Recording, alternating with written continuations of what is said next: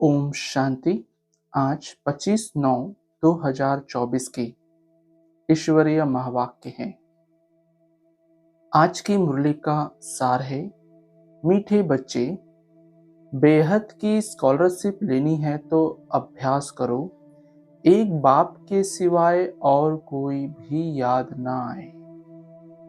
आज का प्रश्न, बाप का बनने के बाद भी यदि खुशी नहीं रहती है तो उसका कारण क्या है?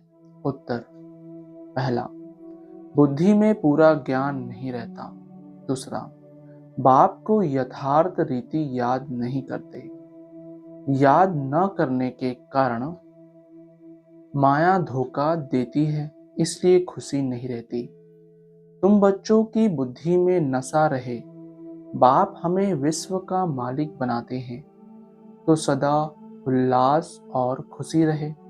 बाप का जो वर्षा है, पवित्रता, सुख और शांति, इसमें फुल बनो तो खुशी रहेगी।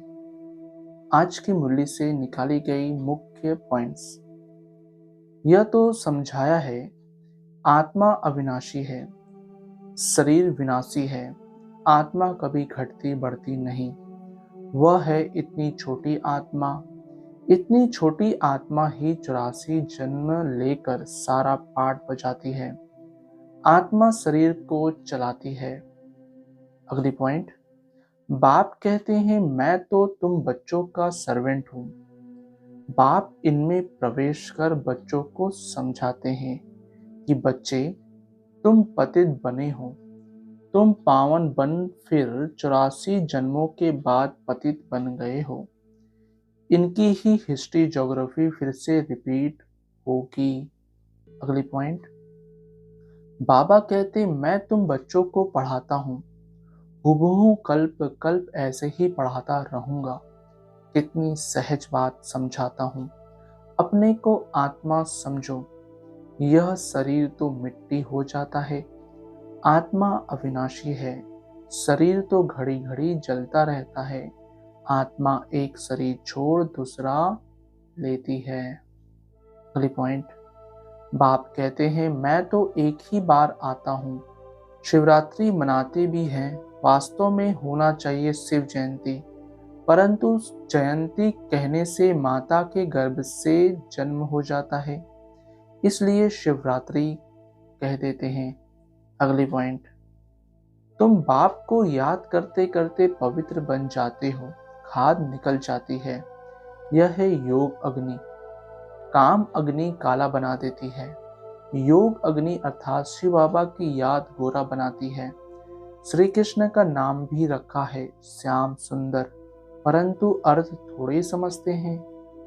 अगली पॉइंट, अभी विनाश काल तो सबके लिए है। विनाश काले प्रीत बुद्धि जो है, सिवाय बाप के और कोई को याद नहीं करते हैं, वही ऊंच पद पाते हैं। इसको कहा जाता है बेहद की स्कॉलरशिप। इसमें तो रेस करनी चाहिए, यह है ईश्वरीय लॉटरी।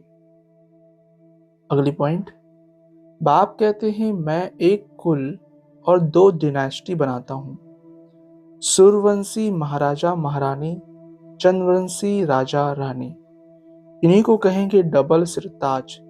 फिर बाद में जब विकारी राजाएं होते हैं तो उनको लाइट का ताज नहीं होता।